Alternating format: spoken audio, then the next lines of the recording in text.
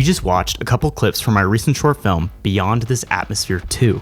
Yes, the second episode in the series. The last time I did an editing breakdown was on the first one, if you want to go check that out. But today, we're going to be diving into the sound design, into the cut, the cadence, the pacing of the edit, and then also look at the VFX elements that our character interacts with.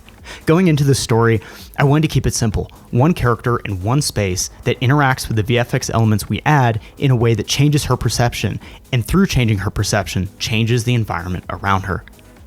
Over my last decade as a filmmaker and director, I've found it's these simple things done the right way that make the biggest impact in our work. And today, I want this tutorial to be a testament to that. I've always been hesitant in making tutorials like this because when you do this for long enough, you come to understand it's not about the how, right? It's not about exactly the placement of the rock and the placement of the sound design or using this exact clip or this and that, but about the why. Right? Why does this work? Why does this work in the edit? Why can we add these rocks and these other elements into a piece to make it so impactful? And that's what I really want us to walk away with at the end of this video. You know, some of the biggest breakthroughs I've had in my filmmaking career has been through just watching and observing other people either edit or hold a camera. You know, you walk away and go, man, I didn't know you could hold a camera that way. I didn't know you could light something this way. And all it took was just that exposure to it. And I want to keep things as simple as possible for us not to be afraid of some of these bigger VFX elements, but instead to come to understand what it takes to make something like this. And I really think it's going to be a lot simpler than you might expect. So without further ado, let's jump into Davinci and then we'll jump into After Effects after we analyze the cut. Here we are inside of Davinci Resolve. If this is your first time in Davinci, I recommend going to try to find a tutorial somewhere else. This is not a very beginner-friendly tutorial. This is about the process, the intention behind, getting back, sitting down as a director in the chair and grappling with the footage that we have to tell the story that we want to tell. So I'm going to skip through a lot of the details, but before we get into the weeds, let's watch everything together. Let's just watch it back to back. In the intro, you saw some quick kind of cut, flashy moments with some VFX overlays, but let's just watch the piece together. I dream about things way beyond this atmosphere.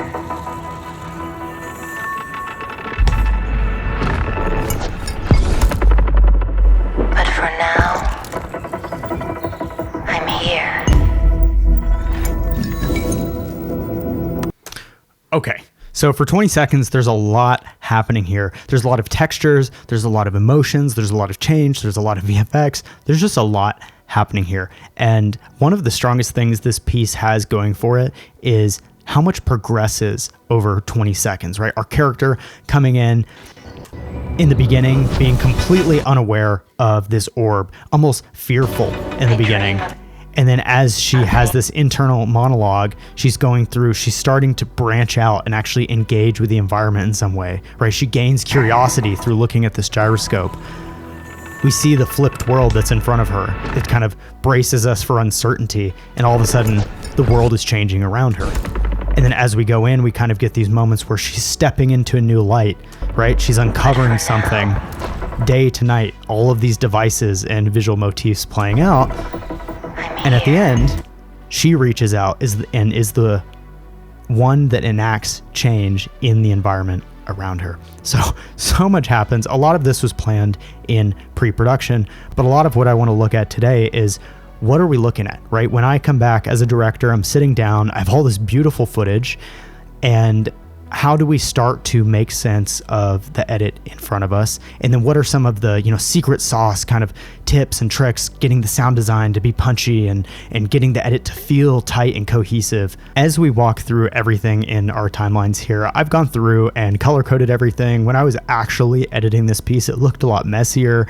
The sound design wasn't color-coded like this. The clips, had extra layers on top of them. It was kind of all a mess. So you're seeing a very refined and simplified version of what I was actually cutting. But all of it's there. I think this version of the cut is going to help us better wrap our head around what we're actually looking at and give us a better intention to some of the VFX moments and how simple some of these ideas can really be. Before we go too deep into the secret sauce, I want to quickly shine a light on a project I'm really, really excited about. A long format series of lessons titled the creative approach. If you're anything like me, you are fascinated by the inner workings of what goes into making projects like these, the ideas, how we actually come up with concepts in the first place, but more importantly, how work like this fits into a sustainable creative career. I can look back at years spent running in circles personally, creatively, and financially, simply because I did not understand what made my work unique. So often our value as artists, directors, creatives, and filmmakers isn't obvious, but lies just below the surface of our process. For anyone looking to take that next step and gain clarity over their creative process, I've just finished 6.5 hours of training material. Together, we'll structure a project at the highest level, build a framework for capturing your best ideas, learn how to cultivate a unique style, and give you a repeatable system for developing a sustainable career. The creative approach is my first knowledge product and is truly something I wish I had when I started out. Someone to just tell me straight exactly what I needed to understand.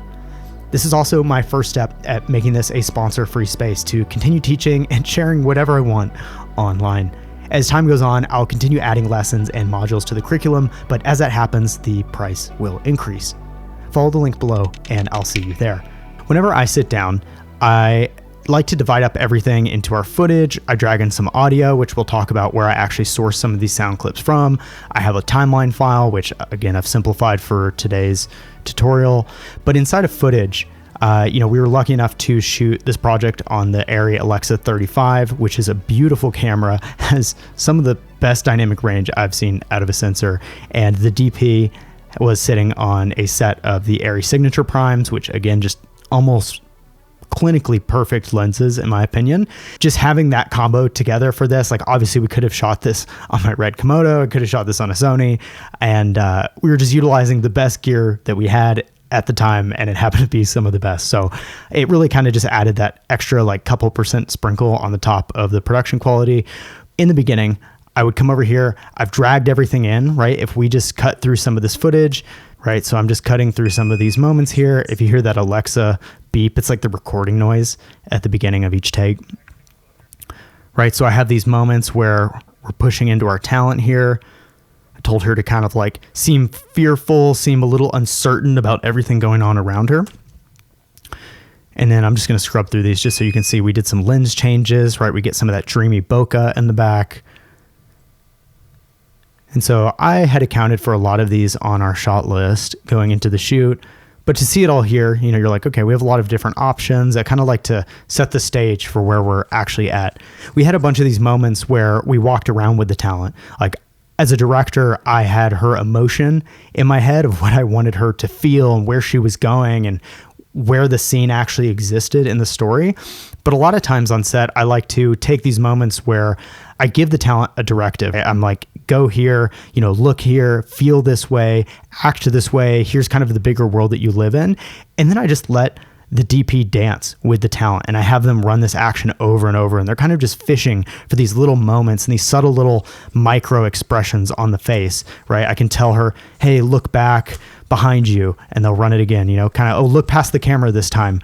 And I'm just looking for these subtle little moments here that really make everything come together where like all the pieces just line up. And so we have a lot of these moments. They're just little things that you can't always account for in pre-production, but I love that. Like, I just love the way the light comes through the tree here and it crosses her head and she looks off past the camera. Beautiful moment right there. We'll just scrub through just to show the variation of shots. I got a lot of these texture moments where she's just touching some of the environment, the grass, whatnot. And then we have this gyroscope, which is a device we'll hit on a little bit later.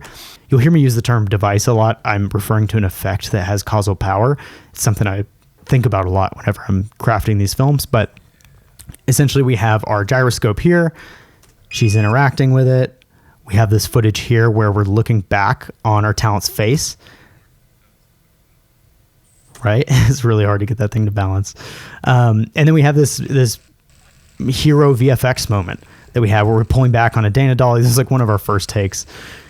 And we flip the camera over, it lands on our talent, and we have this continued push into her face, which was really, really difficult to pull off. But we ended up nailing a lot of really good takes near the end, right? So we have these moments. Absolutely beautiful. Wouldn't be surprised if that was the actual take that made the cut. We have a lot of these moments at Blue Hour where she reaches over and touches the orb, right? Which is all there in VFX. So that's the same moment that we see here. I'm here.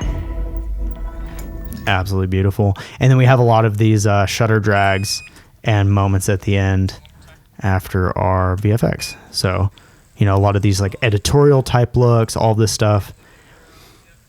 And before I actually try to build out some of these clips in real time, I want to analyze the sound design just to get the bigger picture for how I might approach sound design, as opposed to getting in the weeds and trying to build out this entire thing. I've broken down the stems here for the audio, which is really just exports of all of these color-coded versions inside of our master timeline.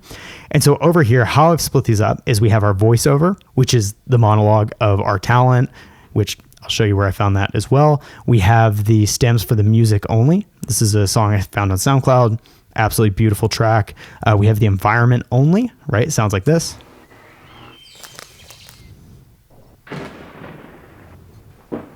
It's just the broader, more ambient world that she lives inside of. We have this is not the music only. This is hits and impact. I'm going to change this. Right, so these are just our really big, bold, whoosh hits, everything building up, risers, sub bass, everything in between. Yeah, I love the way these are layered. Beautiful. And then the last, but really what made this piece so special is the textures. All right, so if we listen to this with just the textures here, let's actually do just textures and environment. I think these are going to dance together really well.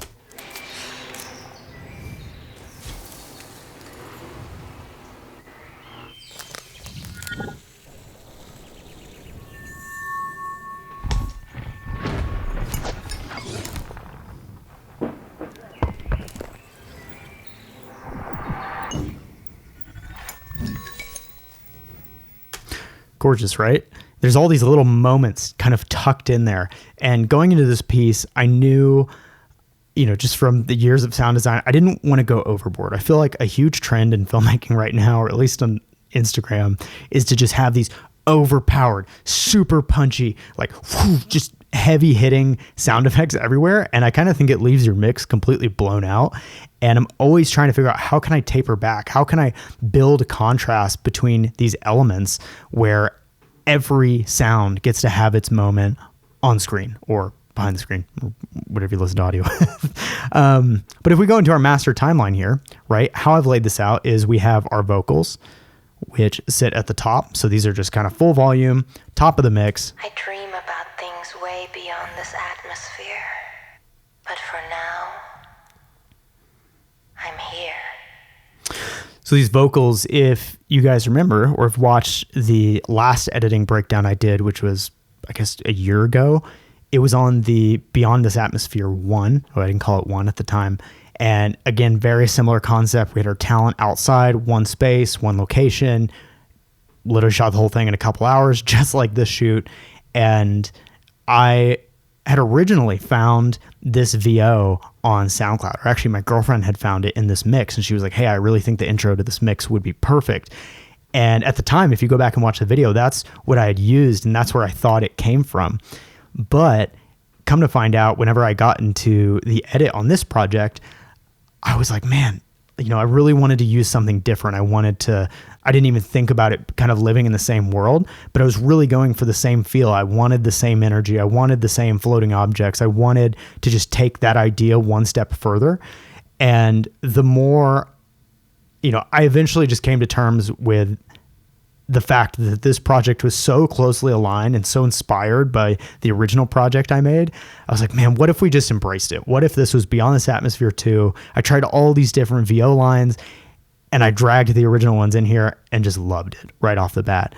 And I was like, man, where are these? There's got to be a cleaner version of these somewhere. Anyway, did some deep research on Google, just reading through a bunch of Reddit threads and sample forums and stuff from different videos. And I found a link to the original sample on Splice. If you don't know Splice, it's just like you can find instruments and different samples for music. A lot of artists use it for like snare drums and hi-hats and kick, like and sub bass. Like you can just find all these samples and drag them straight into Ableton. But they also have these vocal samples, and some of them already have a reverb on them. So like, I believe these already come reverb because they have FX listed on the title. Dream about things way beyond this atmosphere. They also have dry versions inside of there. If you literally look up this exact title right here, you'll find the pack, which is super cool. And anyway, I was super stoked to find these, drag these in, tried to mess around with them. And yeah, I think there's a lot of other ones on there if you guys want to go use those for your projects. But yeah, so essentially I laid that in there and I'm like, okay, here's kind of these moments that we could operate around. And then I want to come over here to look at how layered our environment is. And I was trying to be really gentle with how these things are laid in there because, again, you know, audio can sit, like if I open these up, look how gentle some of these waveforms are, right? We're really not pushing the envelope when we're building out the environment. I want subtle bird noises, moments where when we actually pull all the volume away or the intensity away from our other sound effects, we have this noise floor of the ambience that we can fall back onto.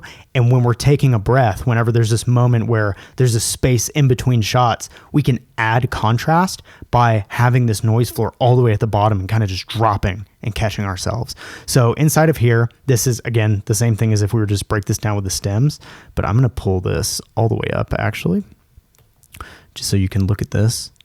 So these green tracks right here are strictly our environment, right? So if I come in here and just hear how subtle that is, right? We get the little textures on the tree here. Boom. Boom. Just these little cracks and pops and super simple things. And what I'll do a lot of times is just lay down a few really simple, like birds in the forest, just over the top, right? I'll just be like, you know what? This lives in this moment. Okay. I can almost not even hear that one. Here's the forest trees, right? Kind of rustling in the back, and I'll build on top of that. And so to get some of these, you know, more intense sounds in here, a lot of times I'll come in and find these massive hits and kind of find the moments of tension inside of our edit. And you'll see as I start to build this out live, I'm going to try to cut some of these pieces together in real time and use some of the sound design before we jump into VFX. But if we just listen to these hits, look, I start to build out these moments. Let's like play here. Boom, hit, build, release, hit, moment of realization. Really subtle sub bass. I think this one's really, yeah, really deep. I can almost barely hear that. Right, I love that. Boom, feels so textured and deep. And I really think just too many filmmakers on Instagram are just spamming these sub bass hits and whooshes and risers and things. And I think where the real magic of this edit lies is in the textures. Everything I've labeled here in purple is texture. And this to me was where I spent most of my time, you know, refining these moments. And I just wanted to leave as much space in the mix for these textures because I wanted them to stand out. I wanted the little moments to stand on top. And I went through and raised a lot of the volume on all of these so that we could hear them. Like I'll just play out, let me expand these real quick. So, you know, let's look at one of my favorite moments, which is the rocks coming around. Absolutely beautiful. Right? And everything textures to me is little light flicks, right? Little hits, kind of cassette tape, Foley, camera clicks, snaps, right? We have these like Super 8 reel, like almost like you're tearing the film or you're kind of clicking the camera together. You're like closing the battery compartment or something. And then we have these glass orb noises inside of here that really complement the gyroscope. And this was actually funny too. I couldn't actually find a proper gyroscope sound that was clean enough. And I actually went and just recorded it myself. So this noise here is actually just me recording the gyroscope on my finger. I literally just pulled up like a DJI mic and I just spun it like this and just recorded it and just dropped it in. Also too, this mic is getting keyboard sound effects noises. We're going to try that out. So yes, all to know there's just a lot going on here. Even all these little pops at the bottom, right? These are you could search for these online, right? Everything just gets so detailed down to the little hit, boom, boom. Anyway, so you can tell that a lot of care and love went into this, but let's try to build some of these moments out in real time. So coming over here, I've created this breakdown timeline, and I'm going to come over here to area Alexa 35. And so here's what I would do if I was just starting this from scratch, right? We're going to come over here. Here's some of our moments, right? So I'm going to dig through here. And a lot of times at the beginning of the edits that I make or something like this, you know, a lot of people would consider it editing for attention or retention, but I'd like to give the viewer a quick flash of the entire world, give them the bigger picture, give them a little moment of energy, something to latch onto, and then let them sit in a moment for as long as I want them to. And the biggest moment in my mind going into this, and I'll actually show you this, and I'm just going to pull this up here. This isn't necessarily a plug, but if you want to check out this file on your own, I'll leave a link below. This is called a framework file. I promoted this in the last video at the very end so that if you want to get the director's notes on a shot-by-shot basis for this film, here it is, you have it. But essentially going through this piece, I'm thinking about, you know, how can we build tension in the beginning of the edit, right? How can we have these like little textural moments that stand in between these larger, more drawn out, relaxed, like releases of our tension. And so in the beginning, we have this quick moment where she looks around at the world around her before this massive VFX moment of the orb flying over her. So if we wanted to build this out, I would look through here. You know, these shots are pretty static, so we're not going to have a lot of motion there. But like right off the bat, if I'm looking for something like this, right? And so I'm just pressing in point, out point, and I'm just going to drag just the video because we didn't record any audio, right? So love that. Super cool. We're going to go here. I'm just going to start scrubbing through, right? Where is she? Like a lot of textural moments. Oh, that was kind of cool. Let's go back up here. Let's see. Oh yeah, I love these. Okay, so here's this moment where we're jousting with the talent, right? We're pushing in to the frame that they're walking towards. Yeah, I really liked this. So I believe this is what I did in the original one, not to recreate it, but just to show you, right? So here's this piece, right? And so I love this little moment here where we just tilt up, right? So I'm pressing W on my keyboard to cut. Boom, boom, right? And so in the beginning, and just like I did in the original piece, I'm going to flip this. So if you go over here to flip, okay, let's find the real moment where the camera tilts up the most, which is like probably on this little light flare, right? So we could come here, boom, in, out, super clean, super quick. Okay. And then let's find another moment here where she's looking around. Love this. Let's see if we have a better one. Love that. Beautiful, beautiful, beautiful. Okay. Actually, let's go for something like this first, actually. Okay, and I think the real motion is here, so just trying to cut things down to only what we need. Okay, love that. Okay.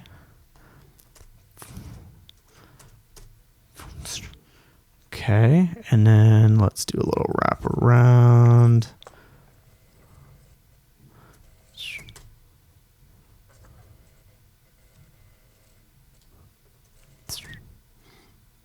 Okay, let's just see if we can get a little moment out of there.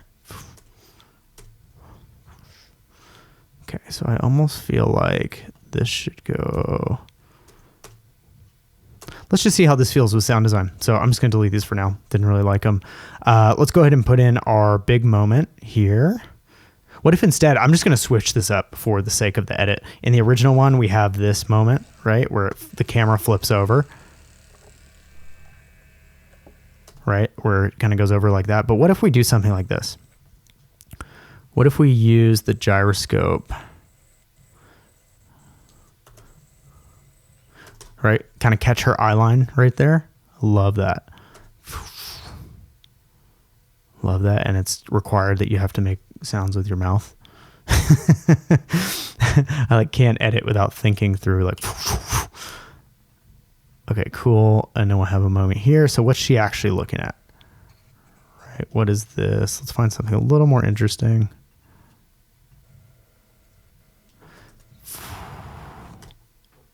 Let's find it. See how the gyroscope kind of moves a little more. It's more engaging, more novel.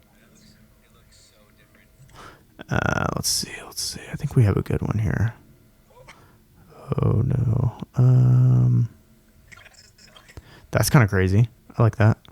See how it kind of whips around the sun there. Okay. So we'll do this. We'll drag this into here.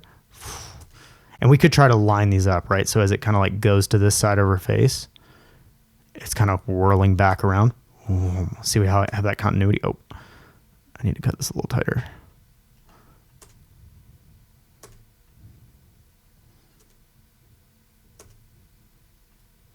Does that make sense? Close enough. Close enough. You're following. This is about just cutting quick. Cool. So I love this. And then let's go over here to, oh, you know what? Actually, before we do that, I want to flip this upside down because she lives in a flipped reality world. Why not? Cool. Beautiful, right? Absolutely beautiful. So we have this quick moment in the beginning. Boom, boom. Totally somewhere new. What if we drew that out just a little bit further? I know it's going to mess up our thing. What if we live here? Oh, you know what? I think it comes around the front. Just trying to get my wits about me. Cool. Close enough. All right, let's go into audio. So a lot of times when I bring in sound effects, it's usually as I need it. It's just, hey, here's this thing happening. Let me go source through the sound packs that I use.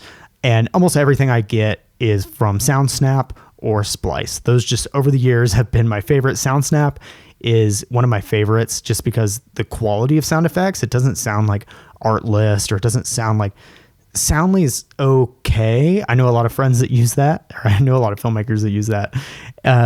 But to me, SoundSnap just feels the most professional. I love their library. Not sponsored. Is what it is. And over time, I kind of just save a lot of these. So I have some like Mitchell Mullins textures. Again, you could just search these names and go find these if you wanted them. But yeah, just to listen to these, like there's a little bass hit. Here's like fingers on glass. Right, just these little kind of textures. Let's see, particle systems. Beautiful, right? Like right off the bat, what if that was here? That feels like we're kind of like going backwards in time, right? And I could kind of even extend this out here. Beautiful. And what if we don't see it yet? So sometimes I'll do this thing where I'll cut here. I'll come on down to the equalizer and just drop the front of it just to low pass it. So all of a sudden we're like underwater, and then I'll have this quick moment. Oh no. This quick moment here where we'll like add this ramp between the two. Okay, so let's go to bass hits. Let's find a couple of these moments. Cool, I like that. Just a really big bass hit. I'm gonna drop that down here. Okay. Bring this right over here.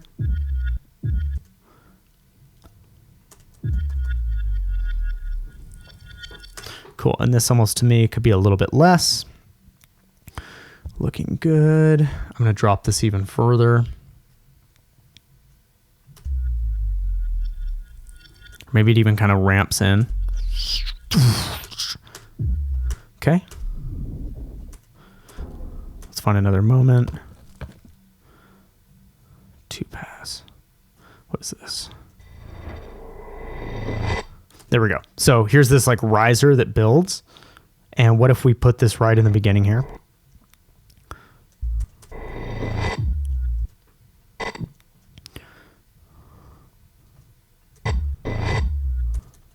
Right, so we kind of have this hit and release. I'm just going to drop the volume down on these because it's a little bit much. Okay, and something I'll do, I talked about this a lot in the last breakdown video, but what I'll do a lot of times is just duplicate our layer here. And a lot of times I'll come in to make this like 2 frames long, or let's do 2 for now. And I'll come down here to screen, because I want to add this like film flash pop. Boom. And then let's have it reciprocate onto the next clip. So we're going to come into here, and I like this one to be a lot longer. So if this first one is like 2 frames, this next one is going to be like, let's parse out like 6, 7 frames, something like 6, 7. Oh no. Oh no. Okay. So come on down here to screen, just like that, right on the bass hit. Absolutely beautiful moment. We kind of like live in this world for a second. And what we could also do, see, once you get enough of these sound effects and you start to think through them all, you start to kind of mentally put them in your digital landscape, kind of like almost like rooms in your house. You're like, oh yeah, then there's the breath of the girl breath sound effect. You're like, dude, what are you talking about? Yeah. No, it's over here in this folder. So you come over here. I think it is exhale female breath. Let's find one of these. Right, so we could do this here.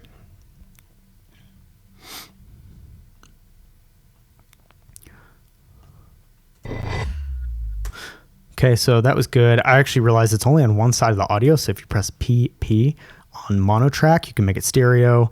Make sure it comes out of both channels because that's what we need. Cool, and I'm just gonna take some of the high end off of that. It sounds like a little too breathy. It sounds a little too close to our mic, so I'm just gonna take the top end off. Beautiful. And then I might even drop this a little just to be a little more subtle with it.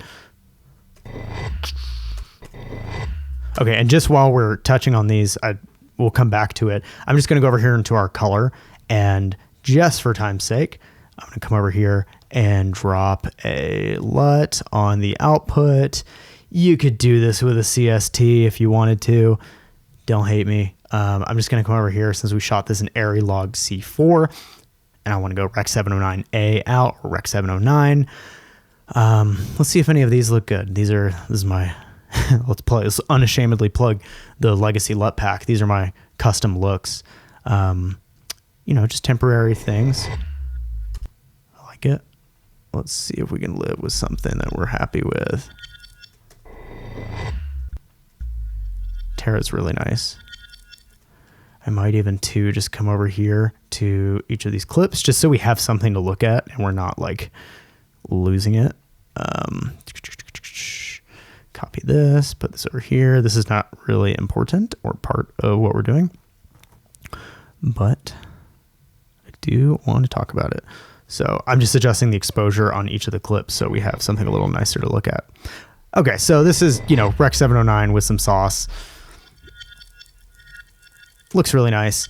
Okay, so jumping back into sound effects, let's add some kind of pops, right? Every time we add a film flash, I like to add some type of, like a moment that resonates outside of the world. Ooh, and I really like this too, actually. Okay, so this to me is like, okay, so we're gonna add a flash. Stay with me. We're gonna add a flash, and then we're gonna add this kind of like pop and crackle noise because we have a lot going on the low end of our audio. Right, I might even reduce the speed of this. Sorry, I'm all over the place right now. Love that, so much better. And then these crackles, I'm gonna come into our EQ, drop the low end because it's just crack. Cool, and we're even just gonna fade this in a little bit just so it kind of comes in. And this just feels a little strong, in my opinion. Just a little texture on the back end. Okay, so, and then let's go to flash bulb. Too much. Let's find...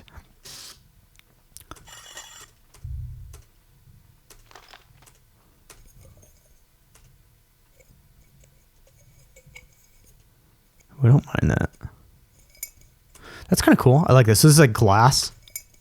I like that. It's just a really organic kind of feeling sound. I always feel like the audience can notice when things feel organic or whether it was like, some camera noise or flash. Okay, here we go. Love that. And again, see how I'm kind of playing with the low end and the high end of the audio here because everything is low and resonant and we're building kind of on the mids and the low end. And then like we'll even ramp this in.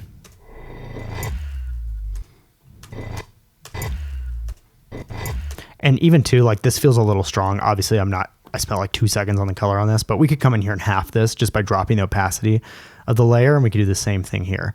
Just so this feels a little closer to where we're going to live. I might even drop this some more just to be really subtle with it.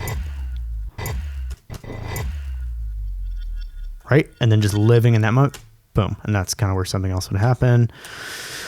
All right. And then in the beginning here, just to really tie us in, the splice samples, let's do nature. Again, I found all these on SoundSnap. Oh, look at that. Beautiful. Walking through the leaves. Where do those need to go? See how things, the answers to things just kind of present themselves as things are happening. I like to just make a mess and then clean it up later, right? I would rather get these things down, find the timing, be a little sporadic and less methodical with it, but keep some of these principles in mind and then come in and clean things up. Like, I even look at this, right? So she's not really walking too much here, but this is a moment that we could cut on, that we have cut on, and then we're going to come into here. And a little tip too, you can also zoom all the way in. And if you want to adjust these waveform peaks, just come over here and unclick the magnet button. And if you want to drag this over so that you can be really, really precise with things, right? It's like a hit before the hit. And this just feels like a lot happening too, because she's kind of far away, right? We're like stepping up to our moment. Like the contrast that's happening between our little glass hit and the step, boom, boom, boom. And they happen on the cut. Okay. And then let's go ahead and finalize everything here. Let's get some wind. That's just a lot. Some birds. Love it. Love it. Absolutely love it. All right, cool. That can go down in here. Oh, I guess I missed a layer. Beautiful. And I'll try to find a moment, like maybe this little hit needs to happen in the beginning. It's not a hit, but just the, and then we can kind of come in here. I might even do something like this, where I'll just drop this out, right? Because we want all these sounds to live. And then I'll kind of bring it back in even stronger, right? I don't want that competing with our gyroscope.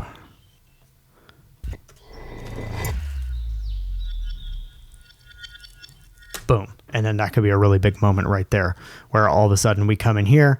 Oh, Alexa 35 footage. Let's see what else we have. Right. We could even do some, actually, instead of going that far with it, because that could be another 30-minute rabbit hole, maybe we do something like the splice samples. Beyond this atmosphere. Right. So this is an internal monologue. It could come in at any moment. I dream about things way beyond this atmosphere. Cool. We're just going to drag this whole thing in. And usually I put this at the top, but is what it is. So say, for instance, we want to see her face, but we want to breathe for a moment before we actually let it hit. Right there. Right. I dream about things way beyond. I dream about things way beyond this. Boom. And then we're going in. So before we'll come back to this and kind of spice this up, but before we go off the deep end with VFX, I just want to show you guys what I would do to actually isolate these clips and then bring them in to After Effects. So usually whenever I'm editing, you could go through, you could make selects, you could go just start cutting, like going crazy like this.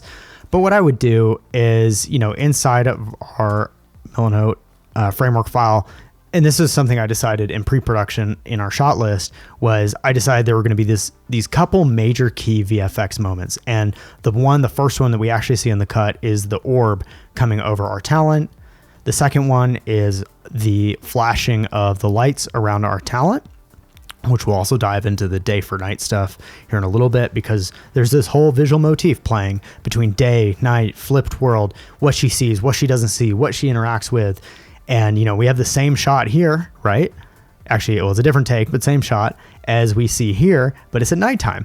Oh, same thing that happens here that happens here. We shot this at night in this really warm tone. And then in post, I turned everything nice and cool and blue before we enter the night world. So there's all these things kind of happening in parallel. And a lot of this happens in post, right? There's only so much you can think about this without driving yourself crazy. But to finish up, our other VFX moments are these ending shots here. So everything you see where she touches the orb and the orbs glow here. And so a lot of times what I'll do is I'll come down here and I'm, say I'm editing and I want to get these things sent off to a Matchmove artist to get our motion tracks back, which we'll touch on here in a bit. I like to do those things right away because they take time. It takes a day or two for these guys to actually go work on the footage and then send me the files back. I'll come over here and just quickly identify, what are our best takes, right? So if I'm coming through here, again, I'm just going to do this a little quickly. Say I'm watching through all these takes. I'm like, yep, this is our best take here. I actually don't know if it is. Just speeding through it. Here's our take. I'll come usually I'd put all these in a line or something, but beautiful. So I'm like, oh, cool. Here's our 2 best takes of this moment. Here is say I went through and decided, hey, that's actually our moment, which actually very well could have been. I'm just going to get rid of this audio for now. Boom. Right. Rolls over. And again, this has our LUT on top of it. So just super big, but cool. Okay, so say I'm really happy with this, right? What I'll do is I'll come over here and say this is going to be, VFX1 that I'm going to send off. Going over to our export tab in Davinci here. And what you'll see when I send these clips off to get Matchmove, or I just want the highest res clean plate for VFX, I want to export in ProRes, and not just ProRes HQ, ProRes 4444XQ. This means that every pixel is accounted for.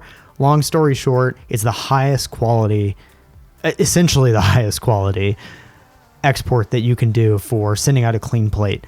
And really what you want to do is, you could go back and forth. You could fight me on this.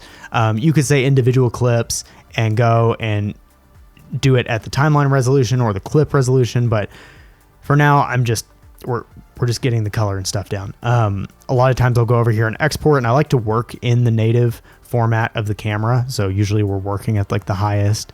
But if you come over here into advanced settings, something I'll always enable is enable flat pass, which will bypass the LUT that we have on here for Rec 709 viewing. And that way, when we export, we're exporting in the log or the color space or the gamma and color space that the footage was originally shot in. And so in our case, we have ARRI log C4 that we want to bring into After Effects to get the most out of our image. And then whenever we bring it back in, we're going to stay inside of log C4. And just keeping this on the flat pass, make sure that there's no LUT baked into it, and just keeps everything really clean. So it doesn't really matter since we don't have audio for it, so I can uncheck that.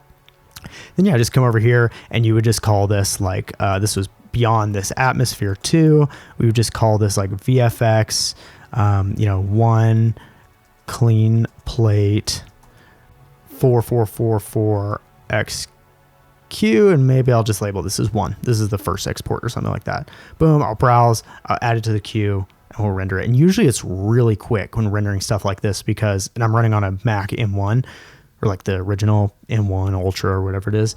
It's usually pretty quick because ProRes is such a reliable and efficient format for transcoding media. You should have literally no problems with it. So as far as everything inside of Davinci, I hope you have a better understanding of how we're kind of snapping some of these pieces together, some of the little secret sauce of, adding the film flashes and some of the pacing and textural moments that really help bring our footage to life, and not overthinking it, not being, oh, this has to be good right away, right? I have to get this round right. We're here to experiment. We're here to play. We're here to make a mess, clean it up. And a lot of times living in that fluid process as an editor or just as a director that is editing, I get such a better result. I have so much more fun with the process. And yeah, seeing how those things are paced, you can see how the contrast in our footage is happening, right? Now that we've talked about the pacing and contrast inside of this, look at how everything fits into each other, right? We're kind of letting our hits and impacts live in their own space. Oh, there's not really much happening in these other channels while that happens. Oh, we've carved out these huge textural moments. Look, there's nothing else happening. Oh, the moments, look, we're building up with texture. Boom, big hit, almost no environment, because we know that we don't want things to overlap in a way that makes our mix muddy. And so, again, magic sauce here. Pretty much all of these inside of here are little hits and clicks and just overlays inside of our timeline, right? I'm just taking this footage, putting it on screen just like we did and overlaying it. Like if I didn't do this, right, and I just put this to normal. Oh wait, I gotta disable this. Oops. Right, this is literally just a swipe of the camera that I've decided, oh, this could just be overlaid on top as a screen layer. Beautiful. Oh, the exact same thing happens here. Look, we ramp from day to night. But again, it's just 2 clips stacked on top of each other, ramped from day to night. Oh, what is this? Oh, it's just a little film hit. Beautiful. You already know what that is. Anyway, you'll see the same things over and over and over and over. It's just developing that little taste, implementing it the right way, trying not to do too much. And then, yeah, let's sauce everything up in After Effects. Here we are inside of After Effects. Now, I want to preface this part of our breakdown the same way I did with Davinci. If you're a beginner, a lot of these concepts are probably going to go over your head. And what's important to understand, even if you're trying to learn this or, you're still trying to understand After Effects, I want you to look at the logic behind the decisions that we're making. It's not about following, do exactly this and you're going to get footage that it looks the exact same.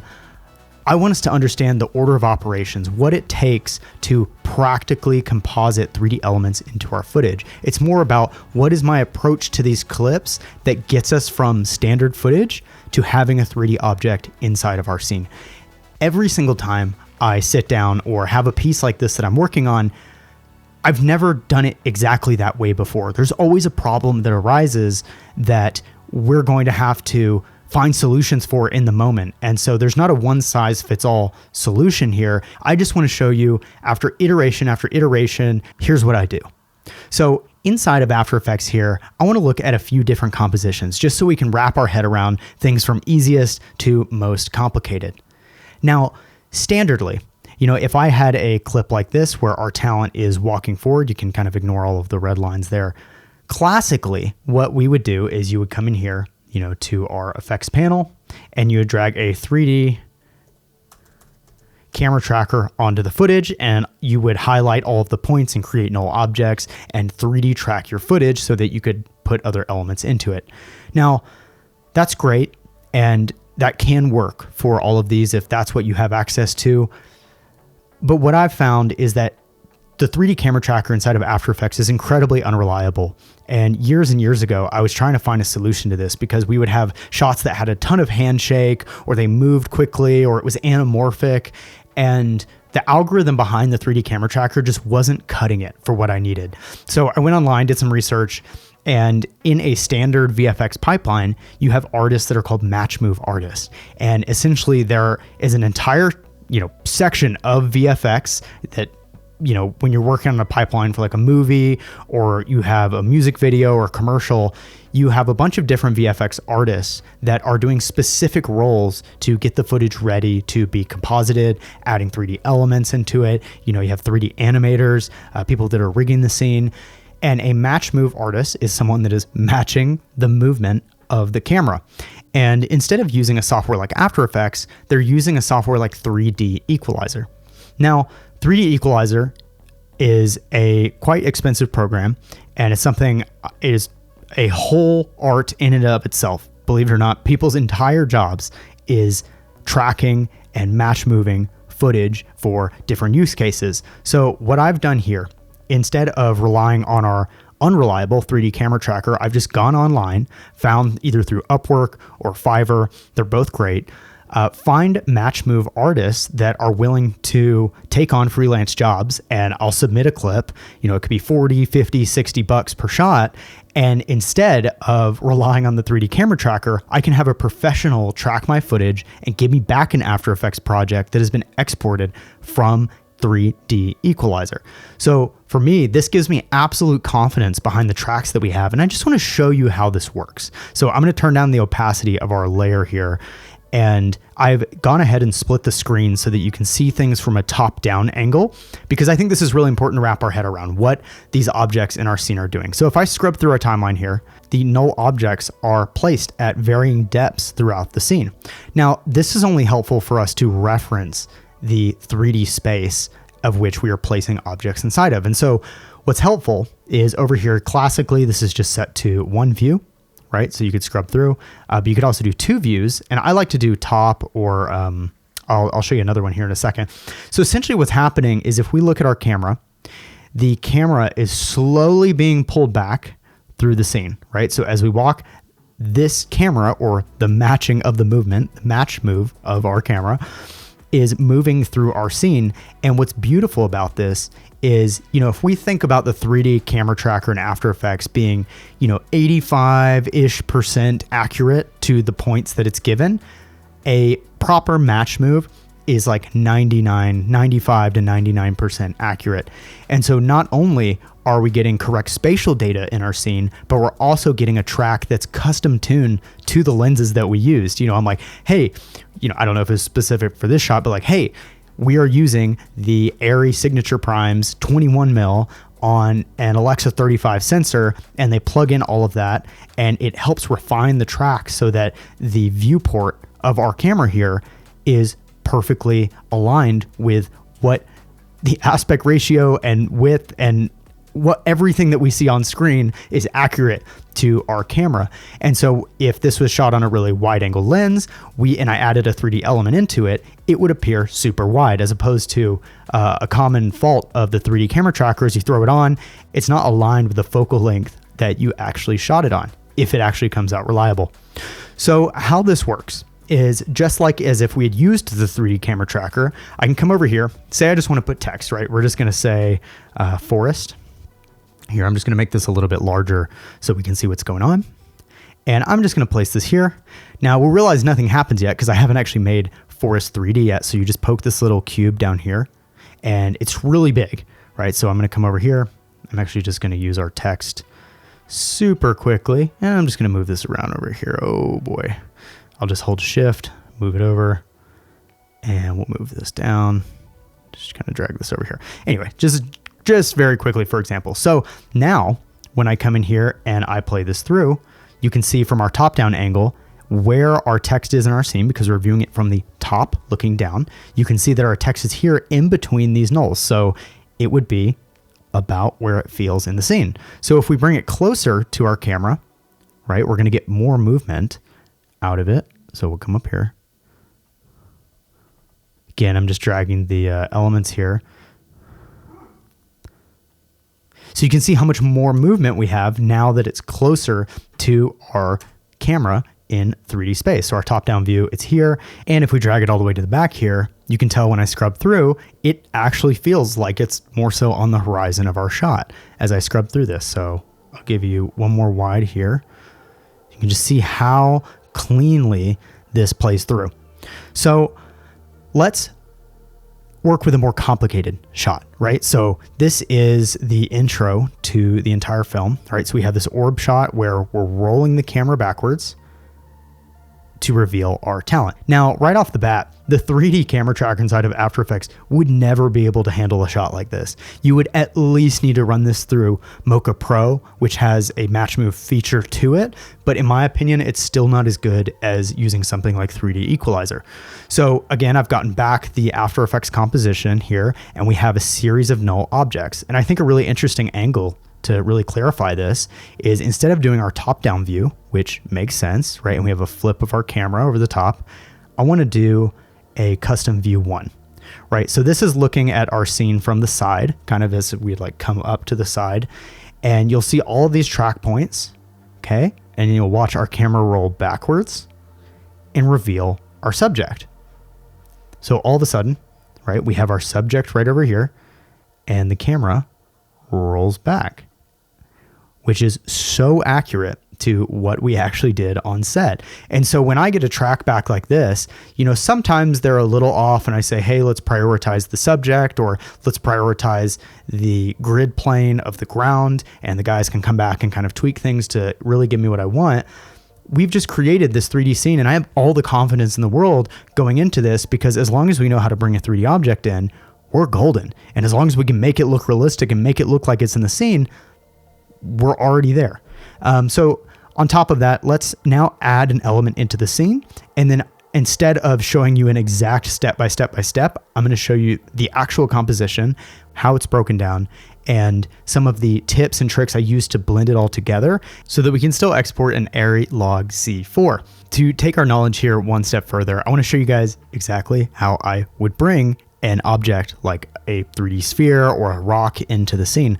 So I believe in the newer versions of After Effects, and I haven't played around with it much. I believe you can actually just import an OBJ file, but what I've always used is Element 3D. And yes, it is a paid plugin. You buy it once, you have it forever. It's a great deal. I've been using it since like 2016, back in the Call of Duty edit days, and it's never let me down. Although it does have a lot of limitations, that it's not Cinema 4D, the texturing is limited, the realism is limited, but I usually find when it comes to like spheres and rocks and stuff, you can usually do the most with it. So how you add it is you go Layer, New, Solid, and I'll just call this layer Element. Boom. Okay, so we're going to add this to the top here. And I'm going to come over here in my effects presets and type in Element. Well, I guess it's just called Element, but Element 3D. I actually don't know if they still call it that. So this is super easy. Look, we're going to go to Scene Setup, Create, Sphere. Okay, just press OK. Oh, beautiful. Where's our sphere? Oh, it's right here. So instead of, if you want to move this object around, what a lot of people will do is they'll come over here to World Transform and they're like, oh, sweet, let me just start moving this and adjust this so that I can get it into the viewport or like the frame of our camera. But what I would do instead, create a World Transform Null. And so that's right over here. You're just going to click Create. And what that does, I'm just going to rename this World Null to this. And what I like to do is pair these together. So I'll just come over and instead of red, let's make them orange. So I know that these two, when I move the position of this null, it's going to move our object, right? So here we go. So now I see a reflection of that, and they're not perfectly paired up together. I'm not really concerned for this tutorial's sake, but all I'm going to do is just move this into view of our camera, right? So I'm just adjusting the Z here. I'm just coming up here. Beautiful. And let's just see where we're at with this, right? If I scrub through here, we're going to get a really low resolution version. I'm going to change this to quarter. And if we roll over, wow, it's perfectly tracked in our scene. We see it, now we don't. So let's just keep going with this effect. So we're going to go back into Element, and you'll notice here the edges look really rough and kind of not that great. So Scene Setup, we're going to come over here, the preset, go to Materials, Physical, and Glass down here at the bottom, and just drag and drop it right on top of there. Beautiful. So we're going to leave it as glass for now. And then before we X out of here, the segments should be up to like 20 or 30. So somewhere in the middle. That way you're going to get a really nice rounded sphere as opposed to this jagged kind of like six-sided looking thing. So boom, right off the bat, we get so much more happening. And we have to properly add an HDRI and stuff here shortly. But already this is looking so much better. Okay, so let's add some movement here. And again, I'm going to do this pretty rough, but just to give you guys an example. So what we're going to do is come over here to the position of our World Transform Null. And I'm just going to come to the beginning here, which is, I ended up exporting the clip after the fact of the guys match moved it. So there's nothing that comes before this because I just ended up not using that section of it. Because sometimes I'll send them more, like I'll send them the footage with handles on it so that I can use more of it if I need it. And I don't have to resend it to them saying, hey, give me extra. But anyway, so we're going to start it about right here. And I'm just going to move this back in Z space, right? So we can follow along right here with our custom view. And we're going to just keep moving this backwards, keep it nice and centered. Again, I could come over here and just drag this as well, which is really nice. And we're going to start really far away. And we've already keyframed this, so I'm going to move forward. Okay. And then again, it lags a little bit, especially since I'm screen recording. So bear with me here. But we're going to move this ball right over here. Oh, there she goes.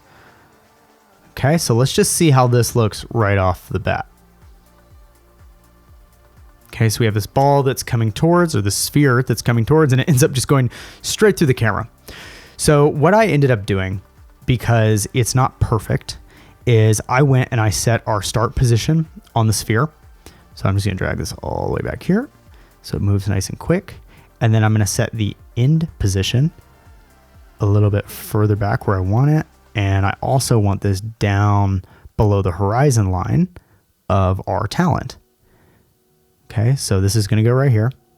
And you're going to watch what's going to happen. It's probably going to go straight through the camera or worse, or underneath of it. Okay, so it's not perfect. And what I ended up doing, and I'll break it down here in a second, is I ended up adding a keyframe right here in the center, where instead of the sphere being all the way over there, what I did is I just positioned it exactly where I wanted it. Okay, at this exact moment. So I know that when this camera rolls backwards, we're going to have this item in frame, right? So we're going to come over here, we're going to go up with it. Oh, look at that. Beautiful. Okay, so this isn't going to be perfect. It took a lot of tweaking to like really get this thing right. See, look, it's even a little too fast for me. So we're going to make it here. I'm just dragging out these keyframes. And again, see how it kind of comes in? Boom, right over the camera. And we could even adjust this and say, you know what, let's have this start a little bit lower, just so it looks like it comes down here. Right over the camera. Beautiful. And then we could even drag this out just a little bit. Or we could have this go further back in space too. One or the other. And usually it looks pretty fluid for the most part. Okay. And if we wanted to add motion blur on this, what I would do is I would go into element and I would go to output. Actually, sorry, render settings, and come on down to motion blur. Comp settings, just turn it to on, and then set their blur samples to something like, I don't know, 30. Or shutter angle 180, so it always keeps it at double. And now we get this really, really nice effect here, where when it goes over, look at how smooth it looks. It looks like it's actually in our scene. So, okay. So the next thing that we can do is if we come into here, we're going to go up to environment. And I believe I have this file called Dark Forest. And you can find these online. So essentially this is an HDRI, which is a 360 panoramic image of a forest. And so all I've done is imported this. I actually tried to make one on set and it didn't turn out very well. The lighting was a little too harsh and it didn't look like a clean reflection. So I just found this one online. Click OK. Wow, look at that. We're already there. This looks so good, right? So we're coming over and for the most part, we're pretty much there. Like you could literally take this and like, this looks great. I absolutely love this. I love the refraction that comes through there. The only thing I would do before I export it is I would come down here to output. I would go, instead of normal, I would go here, change our multi-sampling to 32, change the super sampling to 8, and then enhanced multi-sampling. So this is going to slow down your computer a ton. I just do this when I export, so I get the highest amount of samples and rendering on the texture and the material and all that stuff like that. So super, super simple way. And then let me show you one step further here. So we're going to go into the actual composition and you're going to recognize this right off the bat. And you're going to be like, wow, dude, this looks exactly like what we were just looking at. So standardly, when you export, like we did earlier, we're exporting the plates from Davinci and we enabled flat pass. So we're looking at a flat log image like ARRI log C4. And what I've done is I've created an adjustment layer down here, and it's just an ARRI log C4 to Rec 709 preview. And so what I can do is I can turn this on, and all of a sudden I can just preview our footage so that whenever I'm ready, I can just turn it off when we go to export and then color grade it properly inside of Davinci. The issue here is that our orb is already inside of Rec 709. And so what I've done to get around this, and I know there's going to be people that see this and they're like, oh, dude, you just got to use the open color IO. So I fully understand that. And I know that that's the right way, but this is quick and dirty. It gets the job done. It looks great. And I've rarely had problems with it. So I go over here to the orb, which is our element 3D layer. And what I've done at the end is I've added a lumetri color adjustment, which is just an effect over here from effects and presets. And instead of a conversion LUT going from log C4 to Rec 709, I went in and created a Rec 709 to log C4 LUT. And so it's essentially turning our sphere into Arri log C4. And so what this does is when both of these components are in log and I'm referencing them in Rec 709, it's easier for me to composite them together because the levels look the same, the colors look the same. I just can overall match this sphere into the scene so much easier. So just like in our other composition, right, we have our path of our transform, we have the path of our world transform null all the way back here. And so I ended up just starting a lot further back. So we kind of get this really fast buildup of speed, and then it comes and flies over the top. And I ended up putting another keyframe just like last time to kind of, move the position exactly where we want it. And you don't even notice, right? So it kind of flies over here. Okay, we're flying over. And this took a lot of timing to get it right. We're kind of coming over, and I've pretty much turned off the motion blur for this just so you guys can actually see this in real time. And we come over the top, and boom, it flies right behind our subject. How did we do this right behind our subject? So what I've done, and I'm going to turn back on our Rec 709 preview here. Let me just scrub through one more time so you can see this, right? Kind of fly right over the top here, and it goes right behind our subject and just kind of fades off into the distance because it's actually moving back in Z space. So the layer that goes on top, I'm just going to turn this on and off. So I've called this our talent rotoscope layer. So without it, the sphere would have just been layered here. And we can think about this like a sandwich, right? So we have our footage on the bottom, we have element 3D, and then we have another rotoscope or a cutout of our talent over top. And again, I took the same approach here. There are tons of tools inside of After Effects. If you want to do this, you can literally just come to the top, use the roto brush. It's going to look good. It's going to take a little bit of time, but because I wanted this to look great, I sent this off to, again, some rotoscope artists, and I'll show you exactly what they sent me back because I just think this is so impressive, right? So with this shot, look at this. I got back these alpha layers, so it was on top of transparent, and look at the detail here. Look at the detail in her hair. And this is just something that the roto brush cannot achieve. And this was totally worth, I think I paid $100 for this. And this was the only like roto I really went all out on because I was like, man, if this looks good and we nail this at the beginning of the film, I'm going to be super happy. And it looks so clean. Like this to me is probably the best roto I've gotten back, right? So it just continues the entire time. And I have this layer on alpha. So everything that is in the background is transparent. And again, she's in log C4. And I ended up just getting back these mats, right? So it kind of looks like this. If I play this here, so it's like a Luma mat, like it's just like a white mat. And then I ended up just matching up the log footage, and it's only revealing her. So as we come over here, I have this, and we have our master shot here. Again, we're auditioning the rotoscope through our Arri C4 to Rec 709 preview layer. Right? So all of this is sandwiched together, looks absolutely beautiful. It disappears behind her. And a lot of times what I'll do whenever like we have these orbs here, like I wanted this to look more like glass. I wanted it to have more of a shimmery look and not be so baked into the background, because just like we saw in our original comp when we put the dark forest HDRI into element 3D and had the reflection of the glass, another thing I did was it felt too dark. It felt like it blended into the scene and didn't kind of stand alone on its own. And what I did is I ended up just duplicating the element layer down here, and I just called it orb overlay. So without this, right, we don't have, it just kind of blends in a lot more. Whenever I was color grading it, it just didn't feel like it was how it should. And so when we have orb overlay, I essentially just set this layer to screen, and I believe I have a camera lens blur on here, right? So we can turn this off, turn this on, just really subtle.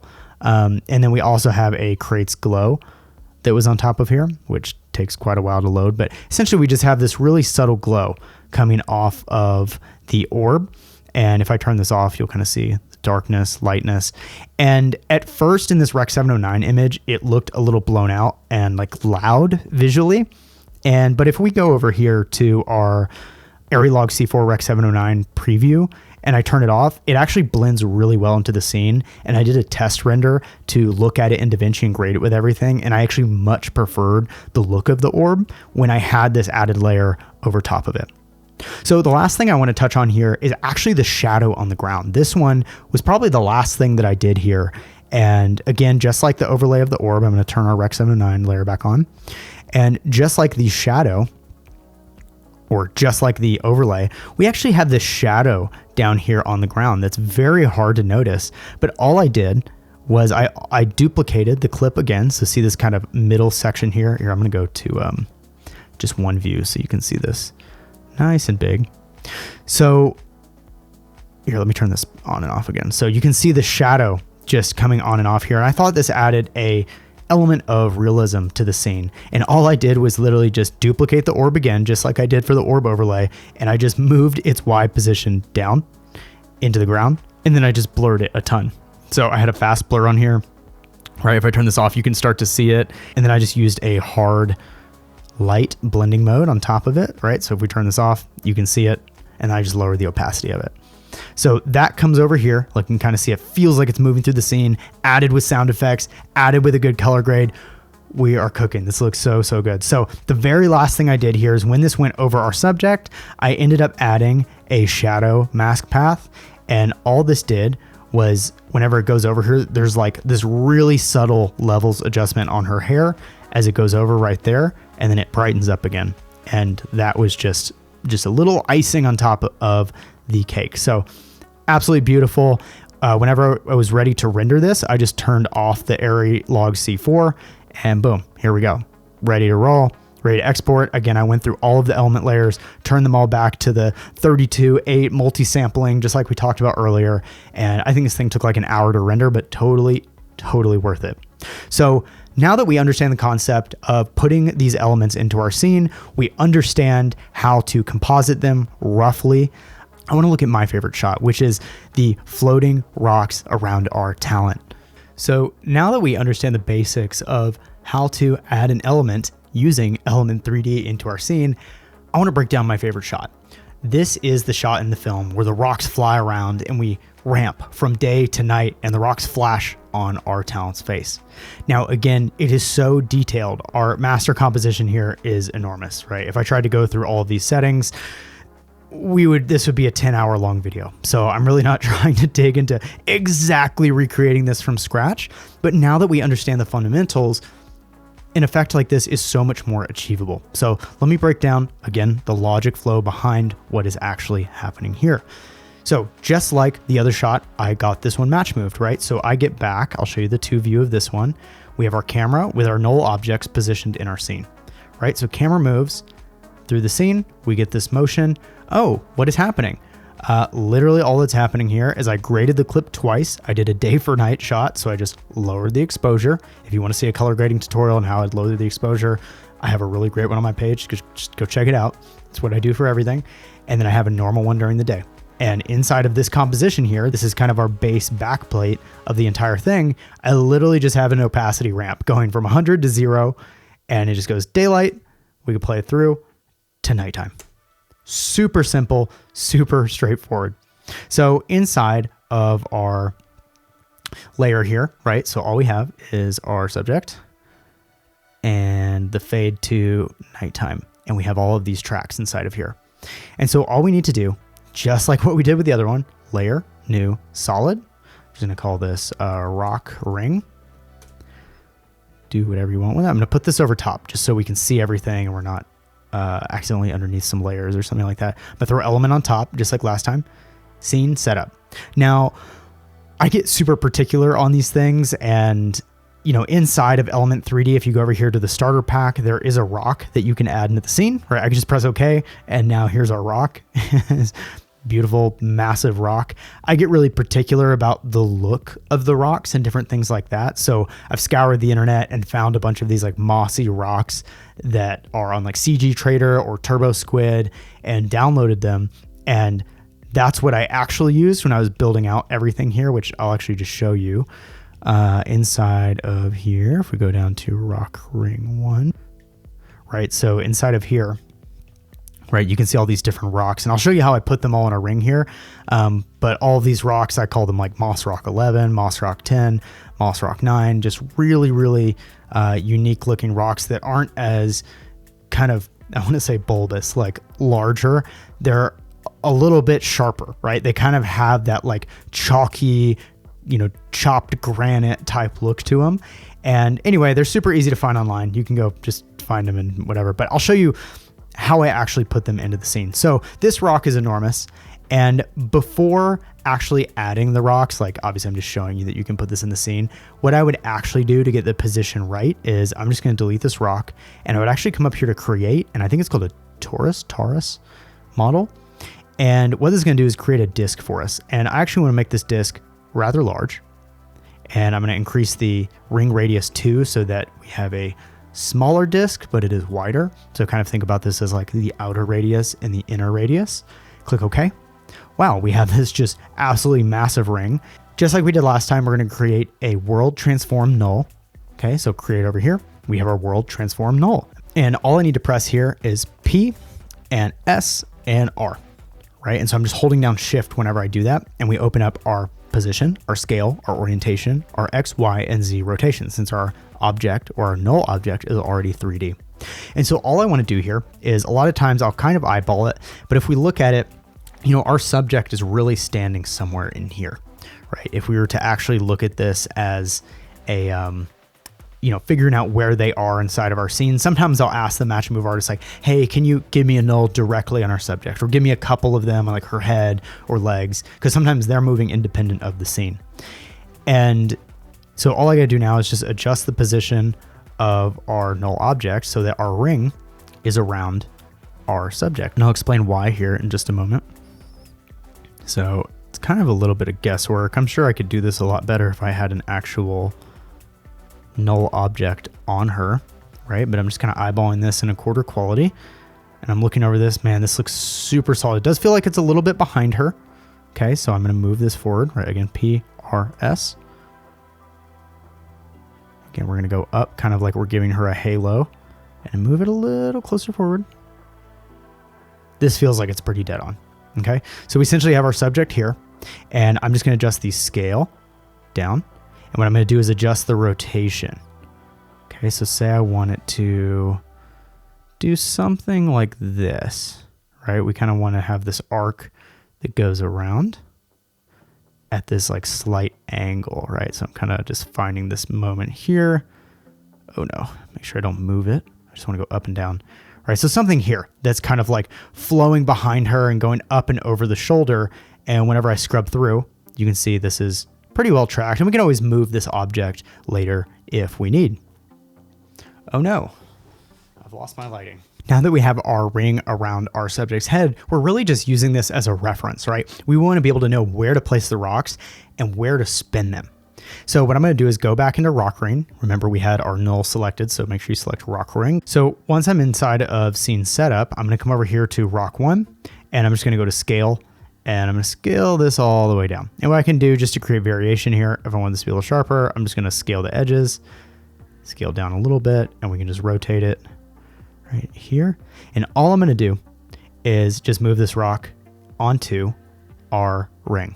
Okay, and like, Mitchell, what are we doing? I don't want this ring here. But trust me, this is just for reference, right? So I can add another one. We could add a, say we want this to be here. Say this one's like kind of skinnier. Again, I would highly recommend just actually going and getting different references so this doesn't all look the same. But for the sake of this tutorial, we're just going to do this. So I usually start off and I'll just do all 4 of the corners. Okay, so I'll just come in here. So we'll just keep one as is. Beautiful. Put this inside here. And I'll just keep going with this. All right, so we'll do this. And you can really spend as long as you want. This is like painting a picture. You can, get all the different types of rock shapes and get this nice kind of ring going around here if you want. And if you disable the Taurus model, you now have this arc of rocks moving around our talent. So if I just click OK, again, this is just an example. We have these 4 here. And actually, I think I have, looks like I have the camera blur turned on. So I'm going to turn that off.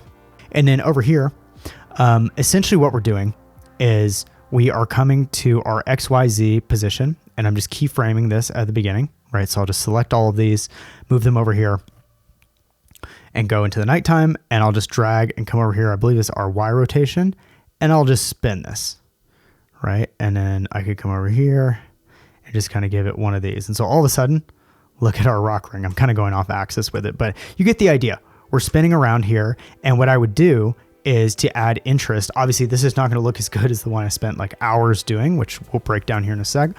But if you want to increase the amount of rocks and increase the randomness of the size so that you can spread them out, what you need to do is you're going to go into the group settings inside of Element 3D. You're going to go down to Particle Replicator, and you just make sure that this is enabled.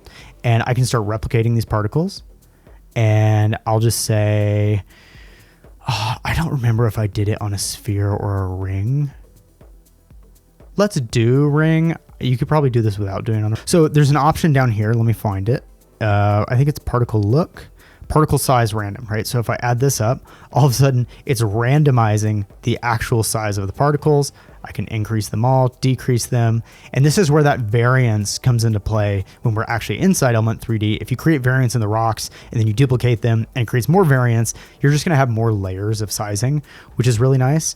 And obviously all of our rocks look the same, so it's a little weird in my opinion. I'm actually gonna redo this rotation here just so I can show you guys something that looks a little bit cleaner.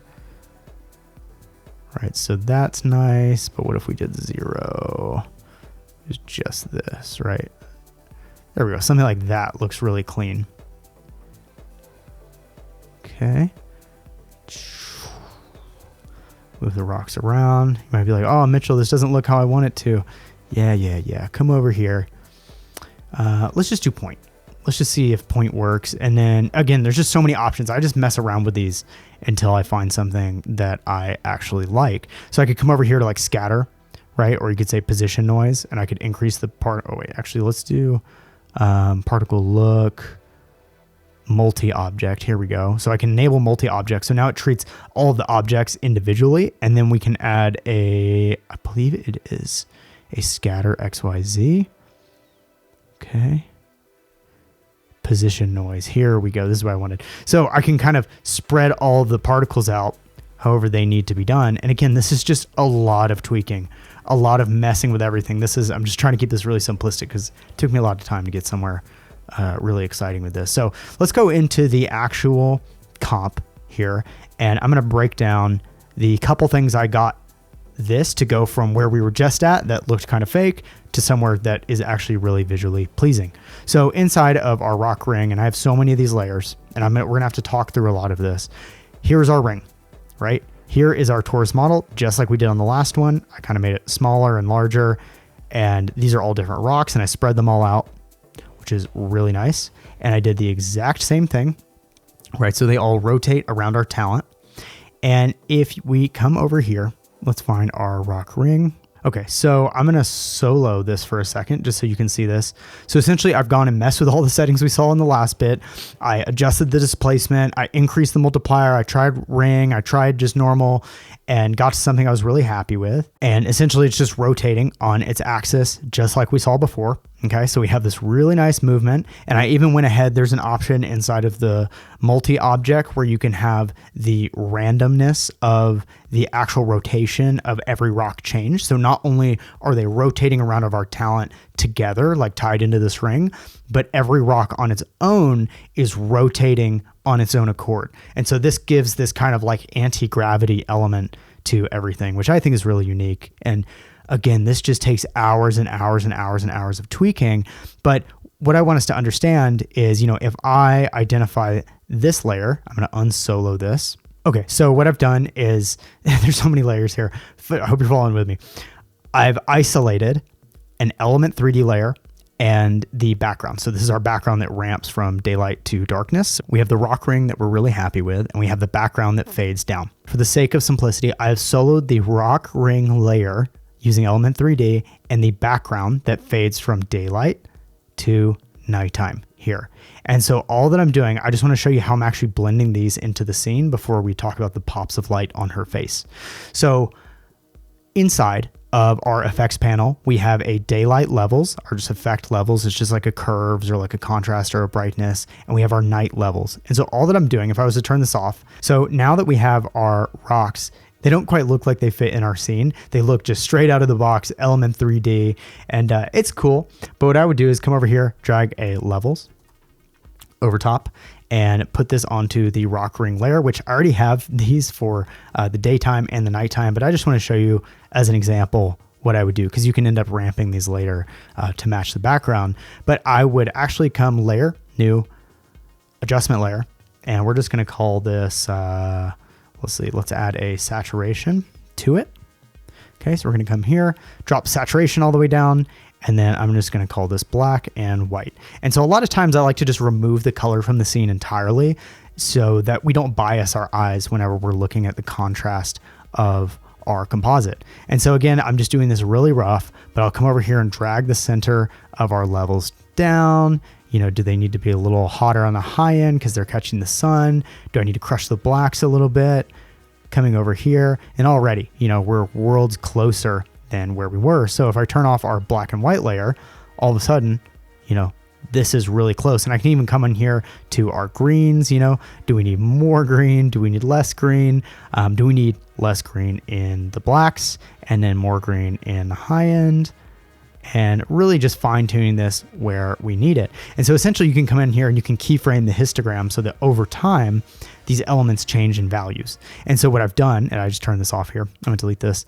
I've actually done a daytime levels and a nighttime level. So these fade on as we go throughout the day. So this was my daylight version, okay? Very in the scene, you can almost not even see it, right? It's very realistic to some degree. And then as nighttime happens, we'll talk about the pops of light here in a second. I also have this nighttime levels that kind of makes it more blue. And so it's just being ramped on with the histogram being keyframed. Okay. So as you go through time, you can just say, hey, at the beginning, you know, I want it to look like this. Poke the little stopwatch for the keyframe, come over here, adjust the levels to be a little bit more blue, say, yeah, super happy with that. And now all of a sudden we've ramped from day to night. Absolutely incredible, right? So a couple more steps to get this where we need it. This is where things get really complicated. So please, again, this is more about the understanding of how this happened and what's happening. There's no way I could walk us through this within 4 hours. But you should be able to take these ideas and transfer them to anything that you like. So again, this is so simple, but it's just a lot of steps. So inside of Element, what I've done is I've gone over here to scene setup, and on each of these rocks, I have duplicated the layer. So if I've gone over here to rock ring and I just Command C, Command V, and we're just going to call this glow. And what I've done is gone to our presets, and there's this, I created a preset for it, but we'll go inside of physical and go down to glow at the bottom or bright light. And I literally just popped this on every single one of these layers. Okay. So you can literally just pop this on all of them. And all of a sudden, right, I'm just gonna do it on a few just so you can see what happens. So all of a sudden, look, we have this glow. I'm gonna turn off our levels because it's not really that important right now. And you'll see I did it on some of them and not on the other ones. And what you can do is you can literally just come over here, type in glow. You can drag it on the clip and you can have this nice little thresholded glow. I'm just gonna expand the range here, right? I can adjust kind of the lightness of it, but we have an issue. The issue is that I wanted certain lights to pop, and this is where Element 3D kind of falls apart, and we really have to be creative with our solution here. So what I did is I went ahead and exported the entirety of the rock sequence when I was happy with it, right? So if, for instance, you know, we came in here and we were really happy with this rock without any of the flashing, what I've done is I've just soloed that layer in and of itself, right? So if I said, let's turn this off, and I've come over here and I've created the composition to go to our export, our render queue. And then I'll come up here. I have a ProRes Quad 4 export on alpha, right? So that means my settings is just a preset. You can copy all of these format options, ProRes 4444, okay. And then instead you're gonna go over here to RGB plus alpha, and this is going to allow you to render the rocks on top of the background. And what you can do with this is I just exported this entirely so that it's its own layer inside of our composition here. And that way I don't have to wait for it to render every single time. And again, the output of it, we went through, we adjusted the render settings to get the multi-sampling. We have the depth of field from our camera, our 3D camera, our Matchmove 3D camera turned on. And I also have the depth of field enabled in our render settings and the motion blur. It took like probably 3 hours to render these rocks properly, just overnight. Then I rendered another version with the glow, right? So I went through, did the glow. I didn't add any actual glow on top of it. I just used the bright light preset, just like I showed you. And all I did, and again, this is so difficult to actually try to explain, but I went through here piece by piece. Oh no. Let's not do that.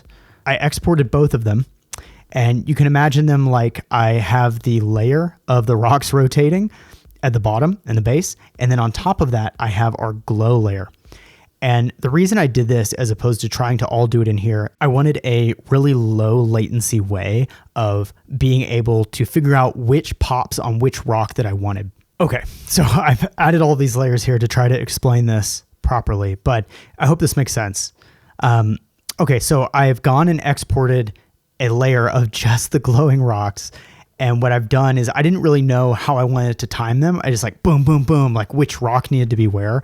And it's difficult to isolate multi-objects in Element 3D. And so what I did is I baked everything together, and I essentially had these layers where I would just have rocks pop, and I would kind of use this mask here to just isolate the rock. So I would kind of like mask off the whole side and then have just this one pop in the frame.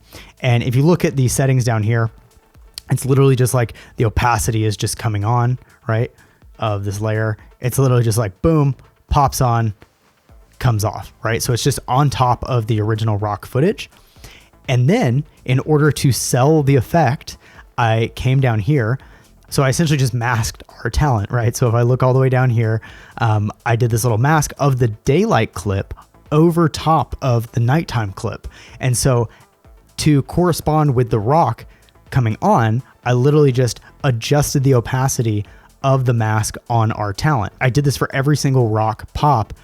Don't even ask me how long this took and how kind of like botched together this is. And hopefully this explains why it's so difficult to try to explain this in a cohesive manner. But essentially what's happening is the rock is popping over top of the original element layer, and we have a mask from the daylight grade hitting our subject. And so all I'm doing is I just have these subtle little feathers going on here. And as this goes along, it'll literally just pop, pop, pop as it's happening, but I've kind of isolated everything all together. Here we go. Here's a really good example actually of the opacity coming on of the daytime grade and then just having the nighttime grade below. Boom, boom, boom. Just like that. And so we've kind of faked this day to night effect without having to use relight in any type of way.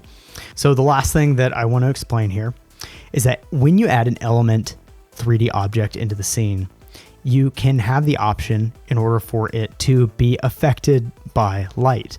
And so what I've done to just absolutely to the max sell this effect, not only do we have a glow on the rock itself that is being masked, we have the mask on our talent that looks right? So this like pop of opacity when the light's hitting, but you can also add a light, a point light in After Effects where that object is in 3D space.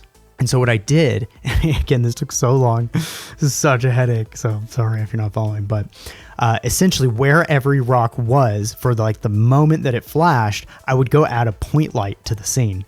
And so you can see I have a couple of these point lights that just kind of pop up and pop out of our scene. So for instance, as these rocks go around, you can see that it looks like the source is actually changing its angle as we move around because these lights are actively moving into the areas that the pop is happening. And so much going on, so much kind of baked. It's a very destructive workflow, if I'm being honest. But essentially this is the same thing that happens at the very end when we have the orbs lined up and we have all of the glass that she goes to touch the components, which I'm actually going to open up here. So just as one last example, Obviously, that was the most complicated shot in the entire piece, but it was my favorite, especially paired with the sound design. I just want to look at the final orbs, the final shot of the piece, and it's using a very, very, very similar technique, right? So we'll let this load for a second. Okay, and so all we're doing, just like all of the other compositions, we have an ARRI log C4 to Rec 709 LUT, so I could turn this off. And again, these are all Element 3D layers, and I ended up just using the background plate as the HDRI image that is reflected on all of these spheres. And so as we drag our timeline along, I'm doing the exact same thing where I have all of these lights down here where it's like light 2, light 3, light 4, light 5, light 6.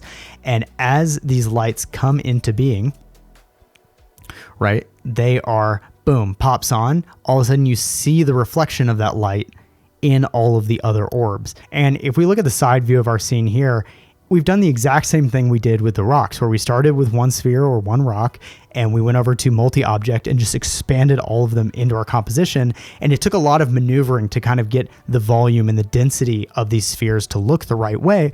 But once I landed on something I was happy with, we were off to the races. I did the same thing. I added the glow on top of the layers here.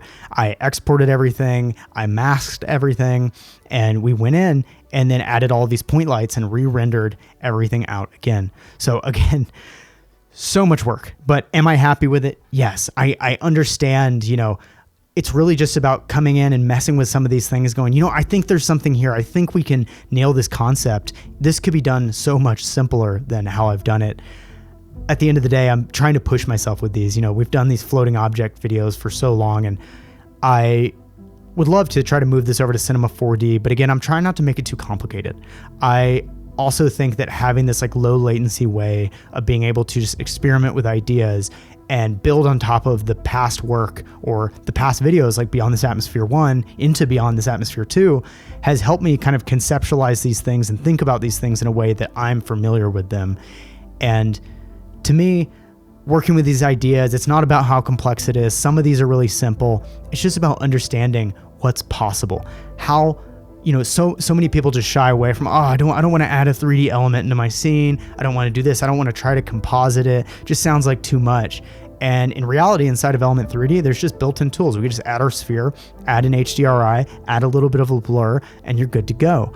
And for me, it's just, the things that at first take time to understand eventually get sent off to your subconscious and you don't even think about them. I always say master the basics and then implement them effortlessly. And I think this is a beautiful testament to that. I have been working in After Effects for most of my career, and I love trying to see what this program is capable of and what I'm capable of inside of the software. And, maybe we'll move on to Cinema 4D for the next one, but I had so much fun putting these things together, and it was a labor of love to get it across the line, pair this with the sound design, the beautiful track behind it, the VO, and everything just really fell together. And I think that's what's beautiful about the creative process, is that you don't fully understand what is going to come of it, but you understand something's there. You're saying, I bet there's something here. I bet if I put all of these components together and I build on top of the ideas that I had last time, that we're going to make something beautiful. Because so often great ideas are just one step further than the ideas that you've already had. And it's just, how can I get to that place? How can I complete this concept in a way that makes sense and makes sense from, putting these things into our portfolio and pushing ourselves creatively. So again, thanks for following along with my long-winded explanation. I love to try to unpack these things. I always say teaching demands precision, and I tried to be precise on some of these things, but some of them truly are just pretty complicated. And, it's complicated, but it's simple at the same time. So take what you learned here. Don't be afraid to approach these things. There's always a way. If you get stuck, just find another tutorial, figure out how you can simplify these ideas. And at the end of the day, just go out there and make stuff, and don't be afraid to approach big new ideas. And onward and upward. I'll see you guys in the next one.